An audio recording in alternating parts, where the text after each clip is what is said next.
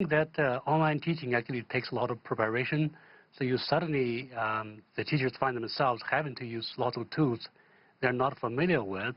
And of course, there's going to be some adjustment or some hiccups here and there.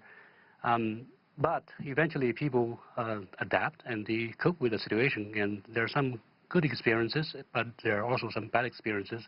It all takes time. Well, we are seeing the same trend in the West right now, other countries closing their schools. News recently of many U.S. universities going online for the next few weeks. What do you make of that response? I think in the U.S., I think people are probably better adapted to the situation. Number one, lots of universities have their response mechanism for this. Number two, lots of universities are actually having the tools that they need, and the people here are better prepared for this. There's technical teams that are available to help. So things could be a little bit better, but still, I think schools, if they haven't developed a full-blown response plan in terms of emerging online teaching, they should do this right now. Now, we do see a lot of online programs for graduate studies, adults who work.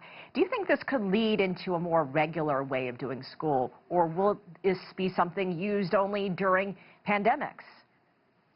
I think everybody should be prepared to teach online once in a while, because this pandemic, who knows the next time when this might happen again.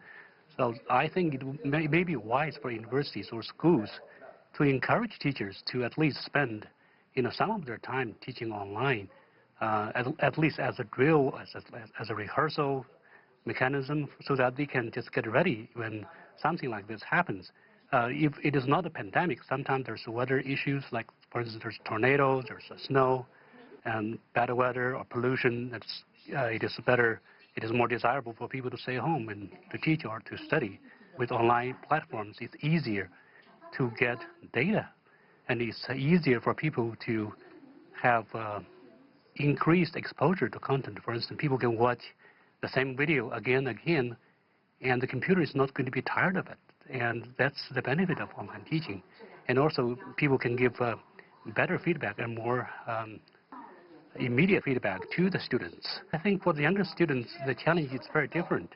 For instance, they are less self-regulated, and they have less time management skills. It takes, parents, it takes teachers, additional strategy and, wisdom to deal with the situation.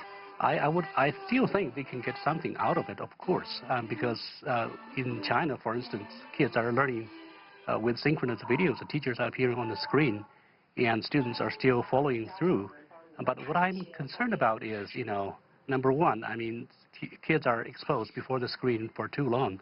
I think the instructional strategy should adapt a little bit. For instance, you should assign your homework at the beginning of the day and let kids just go offline and do their work and using the textbook or using some other methods. Another issue that I'm saying right now is, there's going to be some kind of inequality of access. In bigger cities, it's kind of the norm for families to have internet access, to have iPad, to have smartphones.